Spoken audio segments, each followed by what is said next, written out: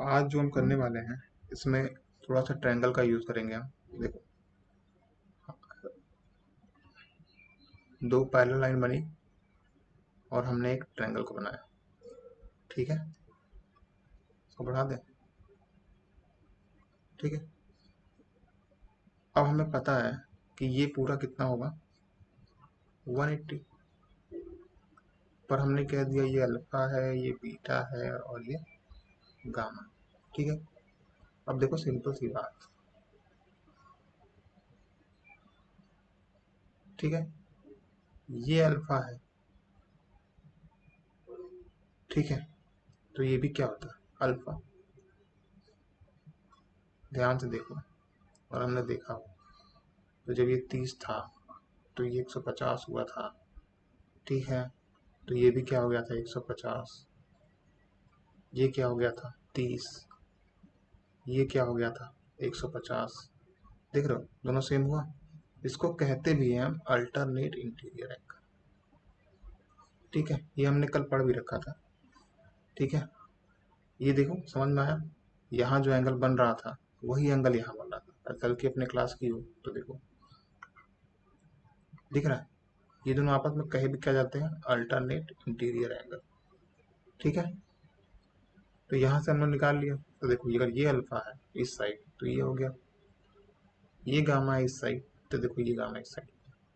तो ये तो हमें पता था ना कि अल्फा बीटा गामा जो है तो 180 होता है।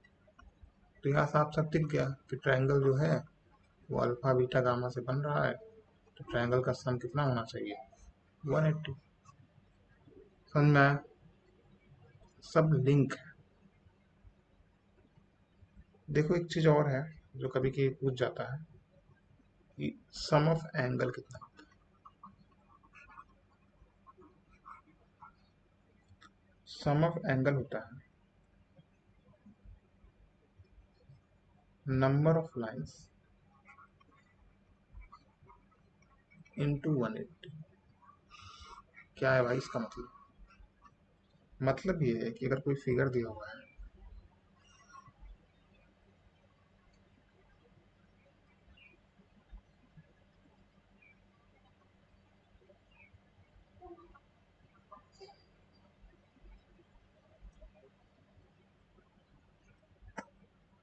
ये है ए, ये है बी, ये है सी, ये है डी, और हमसे पूछा है कि आप हमको ये बताओ, क्या बताओगे कि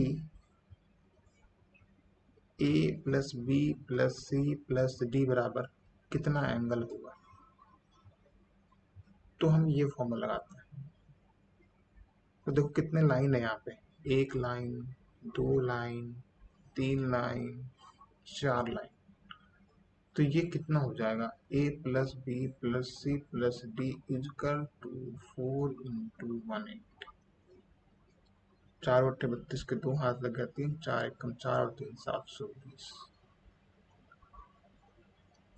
समझ में आ गया। किसी तरीके का फिगर आए तो हम लोग ऐसे ही करते हैं, सम ऑफ एंगल अगर हमसे पूछा है और कोई भी ऊट टांग सा फिगर बना हुआ है तो सिंपली हम नंबर ऑफ लाइंस काउंट करके इनटू कर देते हैं 180, और डायरेक्टली जो है हमारा वो आ जाता है। ठीक है, और फटाफट कुछ इंपॉर्टेंट फिगर पढ़ लेते हैं।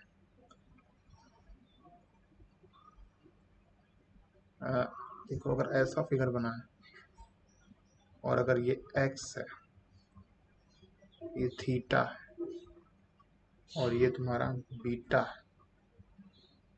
ठीक है, या इसको अल्फा कर दे क्या, हाँ इसको अल्फा कर दे, ये अल्फा है और ये एक्स है।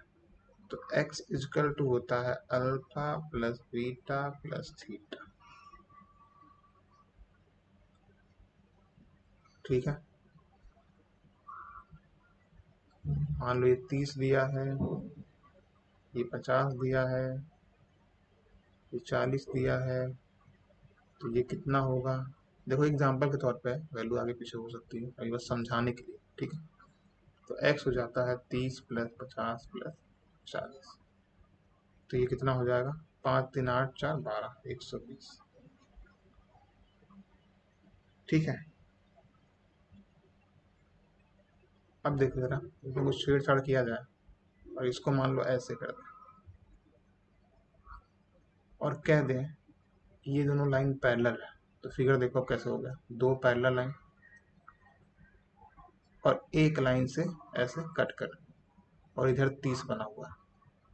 तो मैंने क्या बताया था, जब इधर 30 बनता है तो इधर 30 बनता है। क्यों?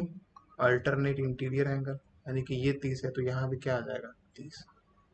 यानी कि कभी हमसे पूछे ऐसा फिगर बना के कि यहाँ क्या होगा, तो यहाँ यही होगा अल्फा। ठीक है। अगला देखो एक ये फिगर रहता है,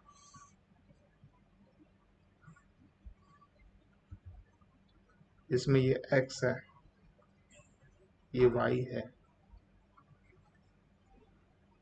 ये a है और ये b है।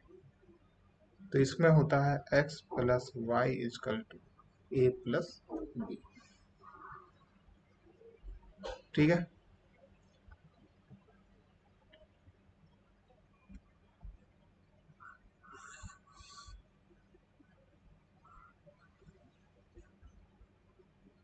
मान लो ये 30 है, ये 70 है, और हमें ये दोनों निकालना है, अल्फा बीटा। आप वैल्यू मत जाइएगा बन रहा नहीं बन रहा है, ये बस बताने के लिए। ठीक है।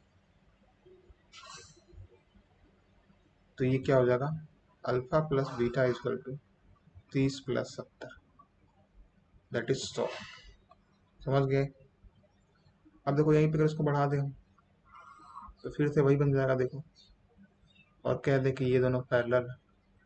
तो जब दो लाइन पैरेलल हो गई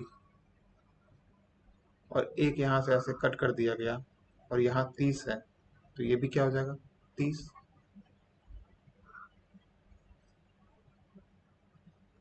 क्यों? Alternate interior angle. समझे? यानी कि ऐसा फिगर भी बन के आ जाए तो हमें घबराना नहीं। ठीक है। चलो आज इतना ही करते हैं। ठीक है।